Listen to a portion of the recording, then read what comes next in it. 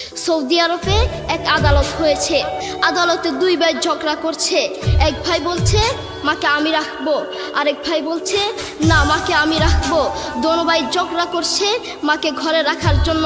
এরপর এক ভাই মাকে নিয়ে চলে যাচ্ছে, আরেক ভাই মাটিতে গড়া দিতে দিতে অবস্থা খারাপ। সৌদি আরবে আদালত হয় মা বাবাকে ঘরে রাখার জন্য, আর আমাদের দেশে আদালত হয় মা বাবাকে ঘর থেকে বের করার জন্য। ঠিক কিনা? যুবক, তোমাকেই বলছি, তোমার বন্ধু তোমার আপন নয়, তোমার বউ তোমার আপন নয়, তোমার শ্বশুর শাশুড়ি তোমার আপন নয়। এই পৃথিবীর বুকে আপন হলো তোমার মা এবং তোমার বাবা। করোনা আসার পরে প্রমাণ করে দিয়েছে কে আপন।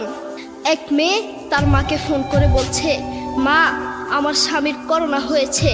মা বললেন সাবধান, তার কাছে যাবি না, আমি সকালে সিএনজি পাঠিয়ে দিব, তুই টপ করে সিএনজিতে উঠে যাবি। এটার নাম দুনিয়া, এটার নাম দুনিয়া। করোনা হওয়ার পরে বন্ধুর কাছে যায় নাই, করোনা হওয়ার পরে শ্বশুর শাশুড়ির কাছে যায় নাই, করোনা হওয়ার পরে স্বামী স্ত্রীর কাছে যায় নাই। কিন্তু করোনা হওয়ার পরে এখনো ইতিহাস আছে, মা তার ছেলেকে গিয়ে চুমু খেয়েছে। করোনা হওয়ার পরে এখনো ইতিহাস আছে, বাবা তার ছেলেকে কাঁধে নিয়ে হাসপাতালে গিয়েছে। ঠিক কিনা? যুবক, তুমি তোমার মাকে কিছু মনে করছো না। তোমার মাকে তুমি ঘর থেকে বের করছো। ছেলে বিদেশ থেকে এসেছে, এসে শ্বশুর বাড়িতে গিয়েছে, তারা তাকে উল্টাপাল্টা বুঝিয়েছে। এখন বাড়িতে এসে সে বলছে, মা তুমি আমার টাকায় খাও, আমার ঘরে থাকো, আবার আমার বউকে পিটাও। এই কথা শোনার পরে কি কোনো মার কলিজা আছে? মা বাথরুমে গিয়ে আধা ঘন্টা কাঁদতে লাগলেন। কেঁদে অজু করে নামাজে দাঁড়ালেন। নামাজ পড়ে আল্লাহর কাছে বলতে লাগলেন, আল্লাহ তুমি আমার মার উপর রাগ করিও না, আমার ছেলের উপর রাগ করিও না, ও ভুল করেছে, তুমি আমার ছেলের উপর রাগ করিও না, আমি আমার ছেলেকে বুঝাবো। এরপর মা গিয়ে ছেলেকে বুঝাচ্ছেন, বলছেন বাবা তুমি আমাকে বের করে দিবা, সমস্যা নেই, তুমি আমাকে বের করে দিও, কিন্তু আমার একটা স্বপ্ন আছে। ছেলে বললেন কি স্বপ্ন বলেন? মা বললেন তুমি বাজারে গিয়ে একটা পাকা আম নিয়ে আসবা, এসে তোমার বুকের উপর রাখবা, সকালে উঠে ওটা আমি খাবো। এরপর ছেলে বললেন আচ্ছা ঠিক আছে।